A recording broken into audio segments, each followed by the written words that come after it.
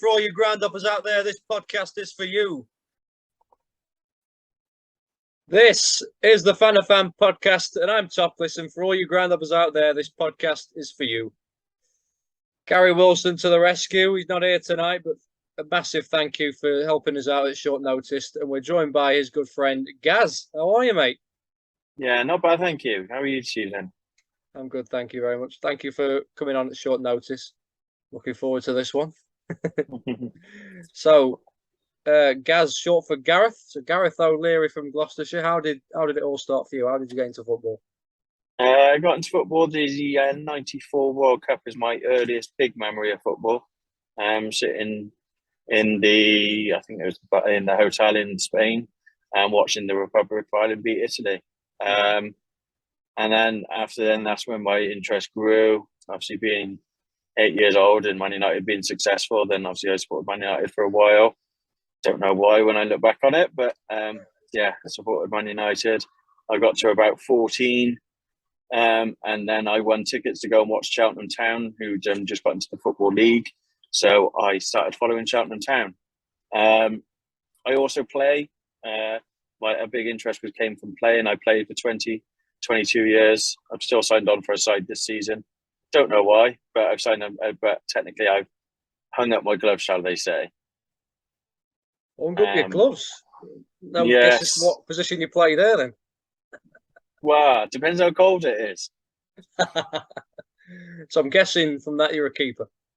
Yeah, I am indeed. Unfortunately, played in goal. Wow. So what's it like being a keeper? We had a keeper who played for Grantham Town back in season 2. You know, that was a very good insight into goalkeeping. What do you think about being a keeper? It can be lonely. Yep. It is a very lonely position at times, especially when things aren't going right. Put it that way, because you're the last line of defence. No matter how bad your side is or how good your side is, you still got to be alert. You still got to be awake. Even if you're getting battered like 10, 11-0 or whatever, then you've still got to, I don't know, put a shift in, shall we speak? Yeah. So at times it can be frustrating because you can see the players in front of you aren't trying, and rightly or wrongly, I used to think, well, hang on a minute, why do I have to put the effort in? Whereas you can not put the foot in, not put a challenge in. Yeah, you're still expecting me to save a shot. In my opinion, there's no difference. So it can be quite stressful at times or frustrating, whichever way you want to look at it. But it's a thankless task. You can have a blinding game and then let a howler with 2 minutes to go, and then you're the villain for it. Absolutely. You know, it's a tough job. I'll give you a prime example. If you remember Cup Winners' Cup years and years ago, I think it was Arsenal against Real Zaragoza. David Seaman getting chipped. David Seaman had been in perfect form. They were giving him praise for getting there. And then the last minute of the last game in stoppage time, of extra time, 120th minute, I believe, Naeem, the ex-Tottenham player, by the way, goes for goal from near the halfway line. And as you remember, Seaman's jumped too early, hasn't he? Yes. And it's gone, and then what happens there? He gets all the criticism. So exactly. I could totally sympathise with goalkeepers and you there. Because, you know, they'll remember you for the mistake rather than the good things you've done.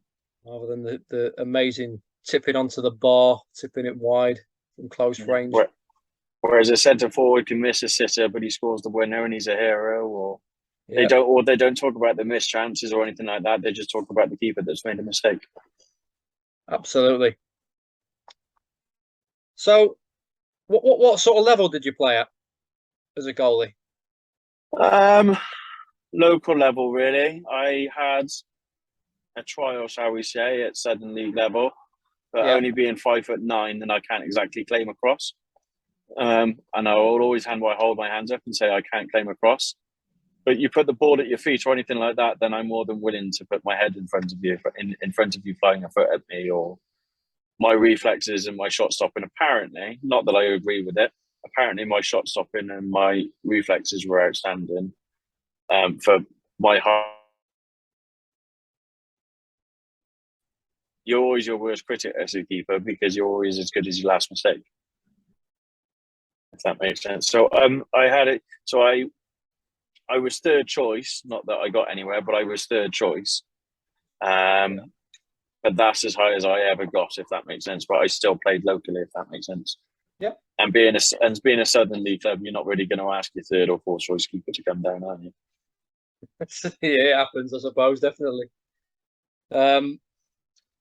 Okay, so let's move on then. So Cheltenham Town. Yes. What's it been like supporting Cheltenham Town? Well, this season it's frustrating. Yeah. Because we're trying to keep ourselves in League One after a decent season last season under Michael Duff. And Wade Elliott coming in, trying to put his own mark on it, but also keep the majority of the squad. Mm-hmm. I personally, because I don't go to away days twice at the moment because I want to do the 92.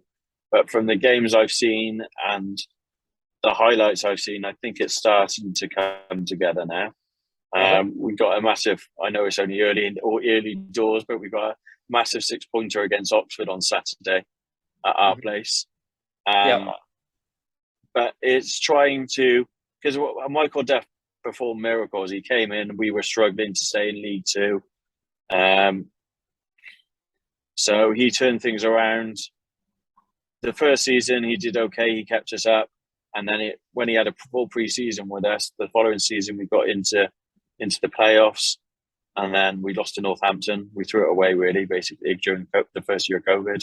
We were 2-0 up after the first leg at Northampton and then threw it away and lost 3-0 in the second leg at Warden Road. But the following season, we started again and then we went up. Against all odds, we went up. And we went up and we actually won the league, which Cheltenham Town have never won League Two before. They've twice we've been up before. He's gone up via the playoffs. I've seen some dark days as well. I've seen times under Martin Allen where he would bring in like 60 players over the course of the season and pay them silly money, giving loan players bonuses and things like that for even just turning up, basically, from what I've heard. I've seen us obviously relegated from League Two, which wasn't nice. But effectively, we've only been a Football League side for, 22 years now. And we've only got relegated once and we came straight back up, which was a miracle upon itself. A club our size and the budgets that we have, we shouldn't have been beaten going up over teams like Wrexham. Forest Green were a big side. Yeah. Well, they're not a big side, but, with their budget under Dale Vince, as soon as Dale Vince came in, they were throwing money at it. Absolutely. Look where they are as a result of it. Exactly. Yeah. But you can say I'm being bitter, but Forest Green are only where they are with money, if that makes sense. Absolutely. They've had to pay like players, and I'm not naming names, but they've had to pay players like $5,000 a week when they were like in League Two or going up from the National League, a bit like what Wrexham are doing now. Yeah. And Forest Green are only where they are because of the money that Dale Vince is putting in. And I'm not trying to be a bitter Cheltenham Town fan because Forest Green have got money, but they were a nicer club and they had nicer supporters, so to speak, when they had no money. Because now people are just jumping on the bandwagon because they're being successful, if that makes sense. No, and yes, I agree. Totally side with you. Totally side with that. I take it they're your closest rivals, I'm guessing. If you can class them as a rival, yes. Yeah.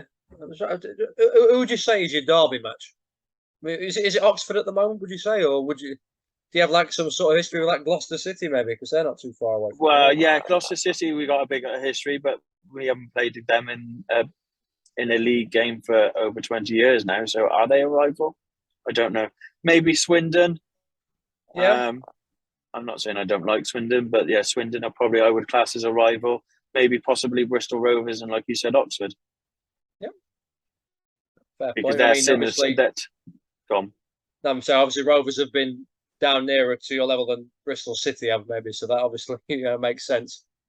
Yeah. In a way. But they're more as well. They're as much as they're probably a couple of my Bristol Rovers fans would tell me that I still think they're a smaller club than Bristol City. They're more of our level, if that makes sense. Yeah, of course, yeah. So, I mean, you touched on some of the dark days there. You've been relegated out of League One, being relegated out of the league.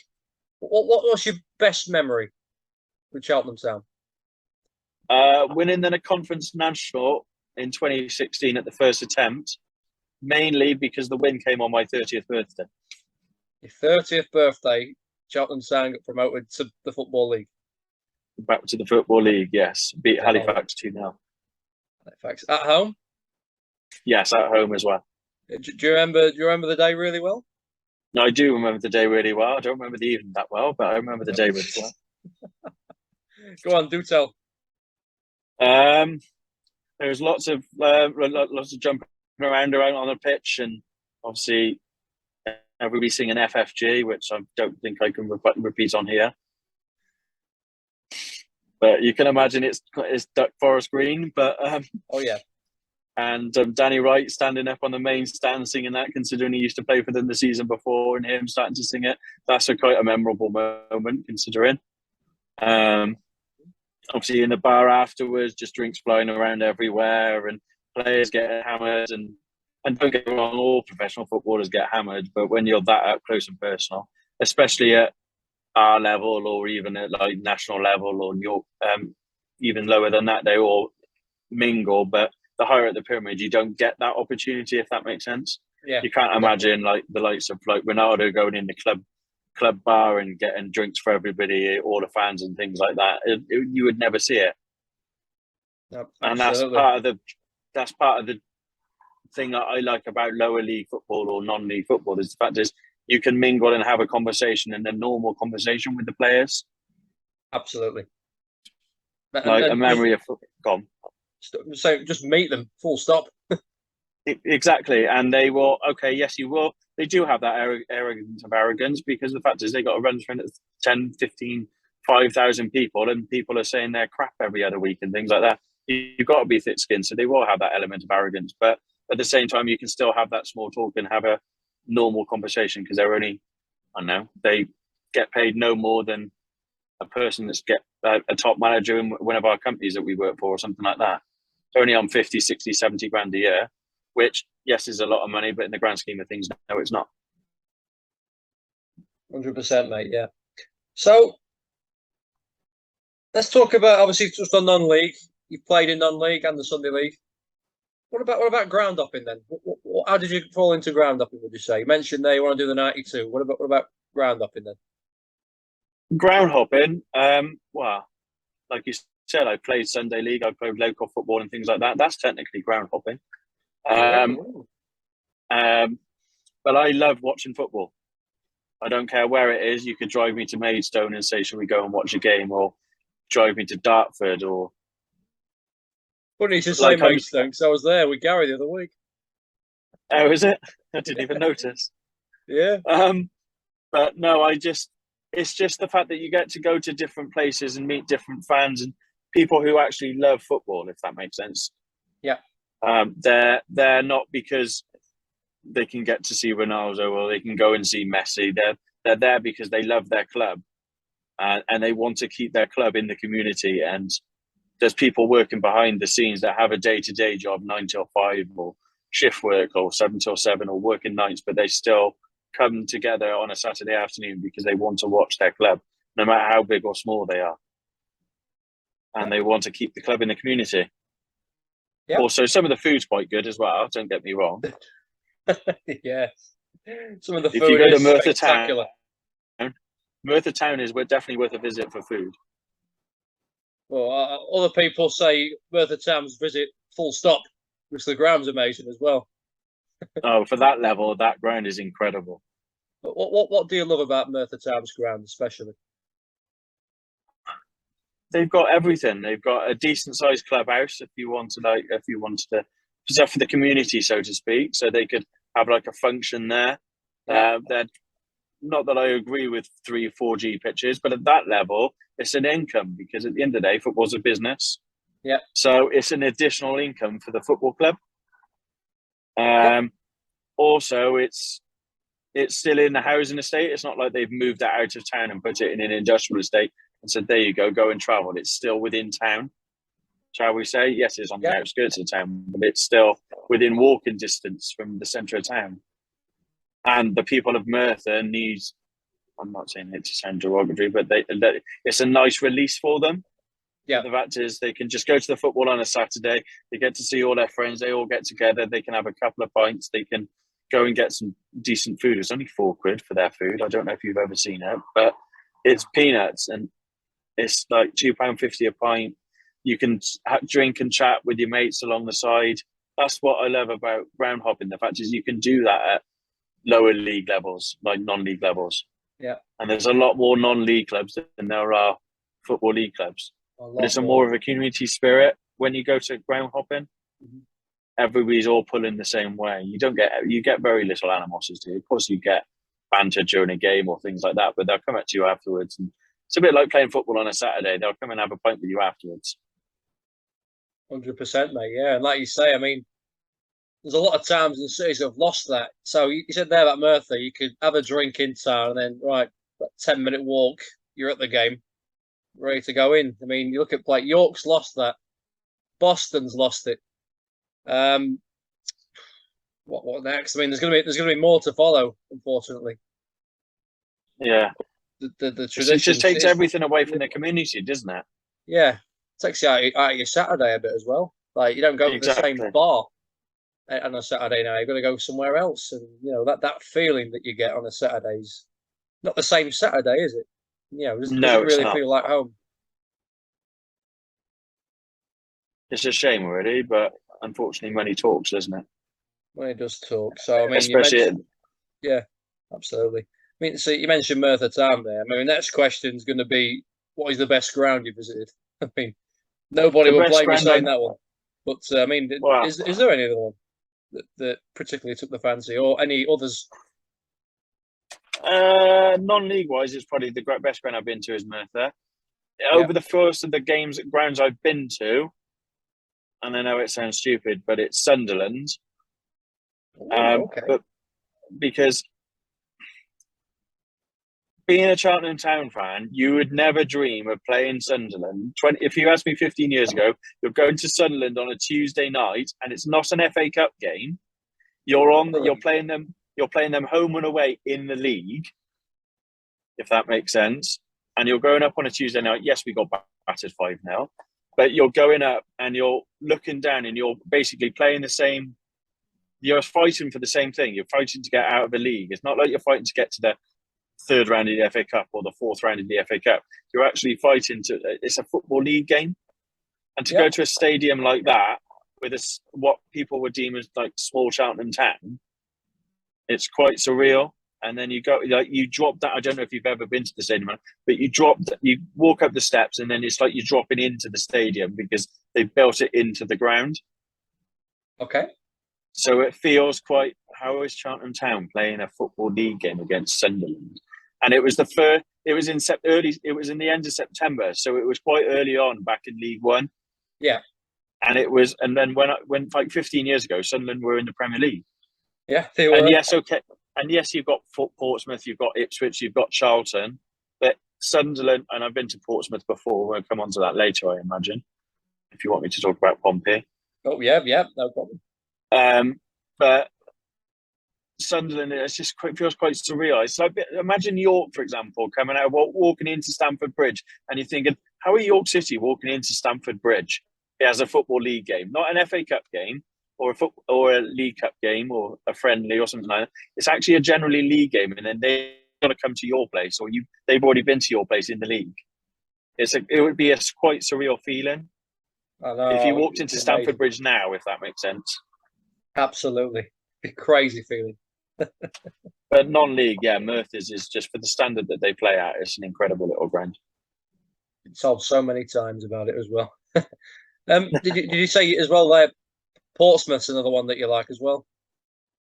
Yeah, I quite like how close and close packed you are with Portsmouth, if that makes sense. The fact it's not like barriers in the way. You're literally like 3 foot away from the ground, and they've been a Premier League club, and you actually got that as a Premier League ground.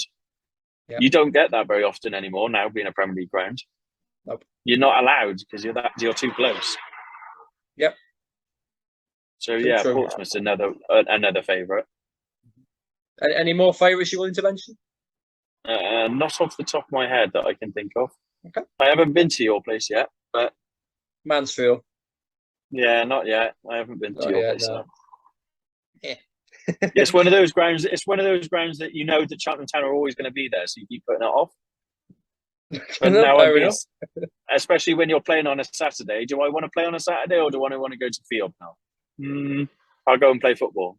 But now that I want to do the 92, and now you've got Scott Flinders, who I actually think it was a shame we lost him. But Yes. then I might be more inclined to go up and I don't know. We might meet you in the FA Cup. Yeah, we got knocked out in the League Cup, but well, hopefully we'll meet you next season. If you know what I mean. You stay up. Did we lose last weekend? No, we won. Beat Stockport. Oh, okay. We're winning all our home games, losing all our away games, basically. But I'm sure that'll change. But you'll go up by the playoffs.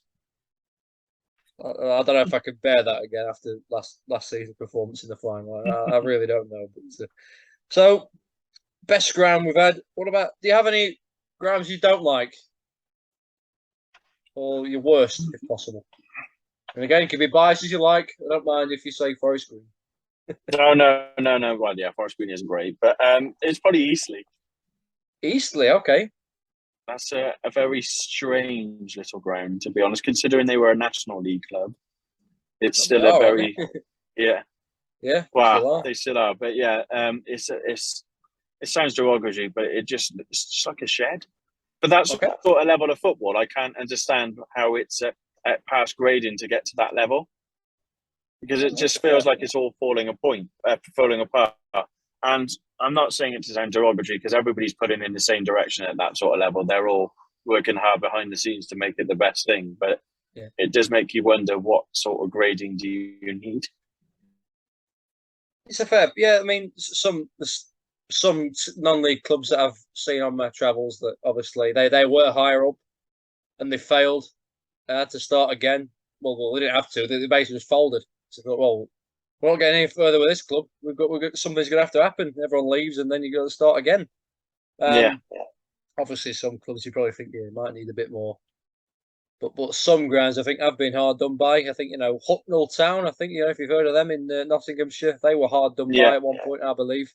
But I think they were more focused on the size of their fan base rather than the state of their ground, if anything. Really?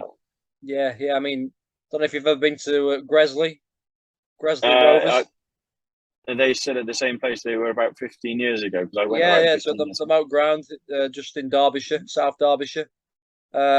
Lovely ground, by the way. I really liked it. I mean, they're another club that were quite high up and had to start again. And they're on their way back, thankfully. They got promoted last season.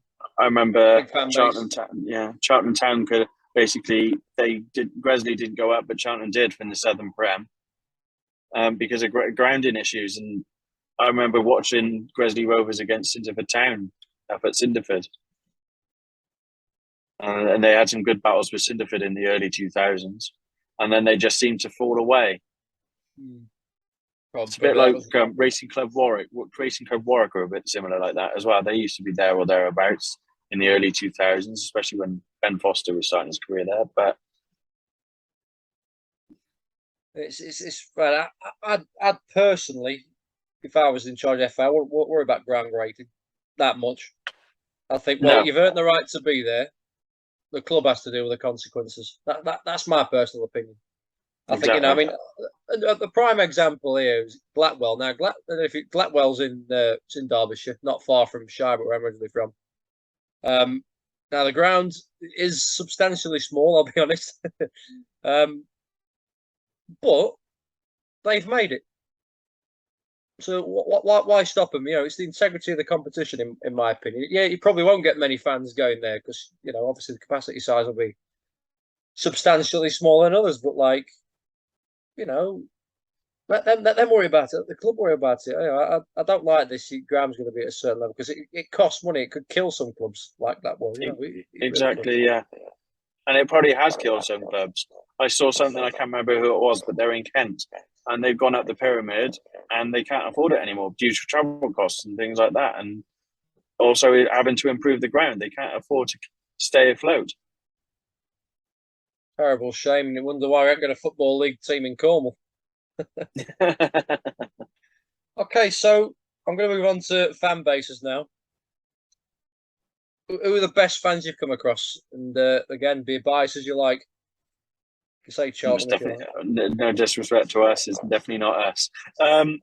But Pompey, because the fact is, no matter what, they just keep singing. It's not just because the man with the bell or anything like that, but literally they are always singing, no matter if they're losing and whatever, they are still trying to get behind their team. Yes, they get frustrated. Everybody gets frustrated in 90 minutes, but you can literally hear them groan and things like that because they are so loud Yeah. and they make a lot of noise everywhere they go. It's like It's like they're going for fun. Yes, they don't want their team to win. Of course, they do. Everybody does. But it's going to the football is like them going out on a day out, if that makes sense. Absolutely. And they fill out the away end wherever they go as well. They're one of them clubs. Exactly, and they're the atmosphere at Fratton Park when it's rocking. It really is rocking. Fantastic. So, what about the worst fans you've seen? I want to say Ipswich. Oh, no, then that's interesting. What about Ipswich fans don't you like? Wow, we took 4 points from last season. But the fact is, I remember walking out of Wadden Road and they were like, "Oh yeah, the referee was awful. Why are we losing to this rubbish?" Well, hang on a minute. You're in League One for a reason.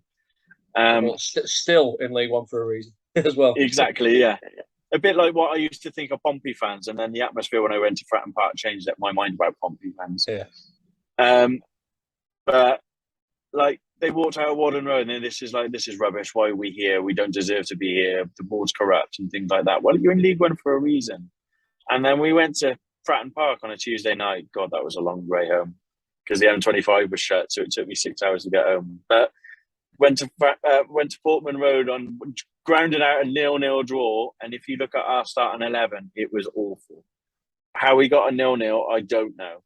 But like they were walking out of the ground and they're like, "This is rubbish. We don't deserve to be in this league. How are we dropping points against somebody like Cheltenham Town? We should be hammering teams like this." It's like, well, you're in League One for a reason. Stop being bitter and twisted.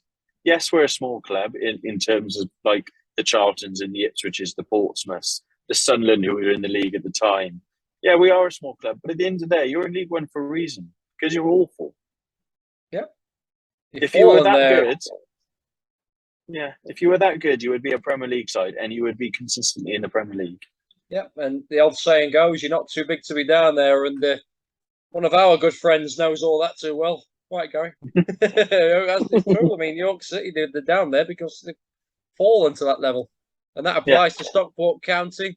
It applies to, I want to say Boston, but obviously I only grew up there. They're in the Football League. I think they're traditionally probably about that side, but I think probably National League. But, other teams, Southend, Barnet, Aldershot.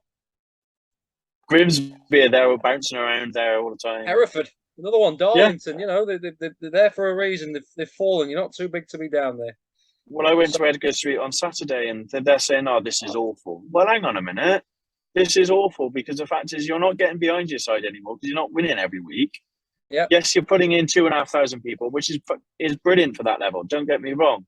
Yeah. But when you were a Midland Alliance side, which is like the Hellenic League in our level, or I don't know what it is in the north, or when you were a Northern Premier side or something like that, you were putting in 3,000-4,000 people. Where's those other people gone? Oh, you're not winning every week, so you've lost interest. And yes, football fans are fickle. We're all fickle. There's times that I'm thinking I don't want to go to Wadden Road again because this is awful. But if you support your club through thick and thin, if you're not going through the turnstiles, they're not going to get money to get better players. No. At our level, unfortunately. With Mansfield, you're not going to get out of League Two if you can only pull 2,000 people every week. No, we don't. So it gets a bit frustrating sometimes when the clubs don't think they deserve to be at the level they're at. I mean, I think we've, I won't say hard done by, but we've been so close, if you like. But we're still here. We're still here. The fan base has got a lot bigger this season. We had a lot more season ticket sales, but we're still here. And there has been seasons where we've only pulled in 2,000 in certain games, but you've got to get on with it, haven't you? Unfortunately, yeah. So, is there any ground that you would really, really like to visit that you haven't already? What's your most ground that you really want to go to? There's too many of them. Give me your top three. Give me your top three. I can't give you my top three. I didn't even think of the top three, to be honest. I thought of one that off the top of my head. There's a ground in Hungary, and it's called the Pancho Arena. Is that Pushcast team? Yes. Oh man, it just looks quite quirky and different for a football ground. Quite quirky, a lot quirky. It's like going into a cathedral. Oh, well, obviously a football ground is a cathedral, really, isn't it? But it is. But that ground, it just looks insane. And I've just started seeing somebody now, and she likes football as much as I do, which is a godsend. So please find something wrong with her, because I can't see what's wrong with her, because she always wants to go to a game. But I've used it as well. We need to go there. 100%. Just because it's only 3,000 people that can fit into it, but just to see the pictures of the outside of it and things like that, it just looks quite surreal. I know. It looks a thing of beauty. It does, and that's the one ground I really want to go to. Everybody, like, I want to go to the Maracanã, and I really want to go to like the Bernabeu and things like that. But no, that ground, just because it's so quirky and different. Absolutely. I mean, I don't know if you've heard of the. So I was going to mention there, if you've heard of the book by Mike Bailey, 100 grounds to visit in the UK. Imagine if there was 100 grounds to visit in the world. I guarantee that one would be on it by a mile. And it's not well known either. No, not a chance. But that's a groundhopper's dream, isn't it? Basically, to go somewhere like that. Oh my god! Yeah. Right, guys, we'll wrap it up with one last question, because it's getting a bit late. So we asked this to everybody: if you could sum up football in 3 words, what would it be? So it could be 3 separate words, or it could be a 3-word phrase. Football or non-league football or whatever, or even ground hopping if you wish. Ground hopping, then I would say for the first thing that comes to my mind, can I use 4 instead of 3? Yeah, I'm sure I could translate it to Yorkshire and take that out. So ground hopping, for example, I would say for real football fans. People that just go because they love watching football. Because if you want to go because you want to see a great piece of skill, or you want to see 6 goals in a game or something like that, or you're expecting to see an outstanding, skillful game, you're not going to always get that. No, you get entertainment though. You'll get entertainment. So ground hopping, I would say, is for real football fans, people that are going because they love watching football, no matter what level it is, whether it's grassroots football or it's, and I'm going to say now because I'm a Southerner, but like Southern League football or something along those lines, or even if you want to go and watch a championship, you watch different styles of football. Yeah. I always say when people are playing football, what's football mean to you? Football to like a coach or something like that. If you were ever a coach, I said, well, football to me is forever the teacher, and its players and its fans are forever the student, because you always learn something new. No matter how many games you've been to, you always learn something new about football.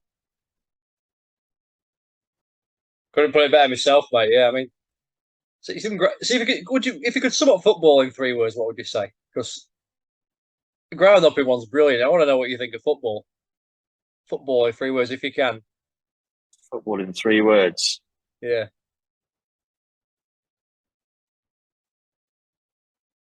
3 words. I can't think of 3 words now. Tricky one, isn't it?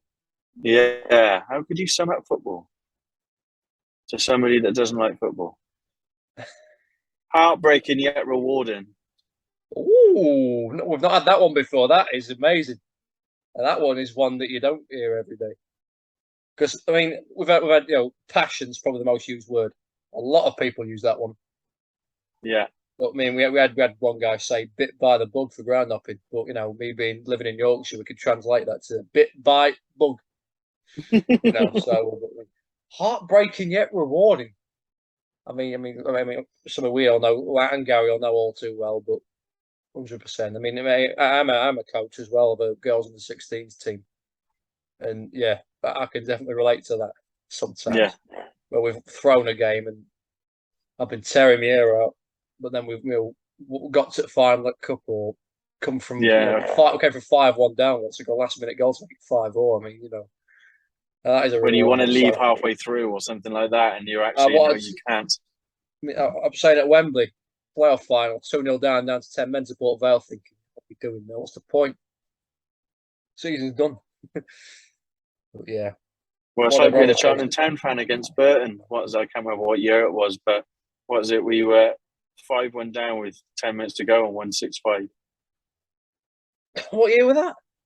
I think it was like 2011 or something along those lines. But yeah, if you look up, but if you look up Cheltenham, Burton 5, Cheltenham 6, because it was at the Burton ground. Yeah. Good. Tell me how you felt when that 6th goal went in. Go on. It was electric. It was literally you just didn't believe it was a real game. It was like a game on FIFA. It's like, am I really here? Yeah. Is that the best celebration you've been a part of? No, I think winning in the National League is probably the closest. They're probably the best, to be honest, because it was my 30th birthday as well. So it has a personal touch to it, if that makes sense. Yeah, absolutely. So one way to celebrate your birthday, getting back in the Football League at the first attempt. Amazing. And then your leading goal scorer, yes, he shared it with Padre Gammon, but he scored 30 goals that season as well. And marvellous. Gaz, thank you again, mate, for coming on. I've really enjoyed You're more than welcome. It's been fantastic. And thank you for having me. I still need to visit Cheltenham, so maybe I'll have to message you in the chat when I'm coming down one day. More than welcome. And if you want to do another couple of games afterwards, I've got a spare room if you want to crash there and have a couple of beers. Lovely. So this has been the FANA Fan Podcast, and we will see you next time. Thank you.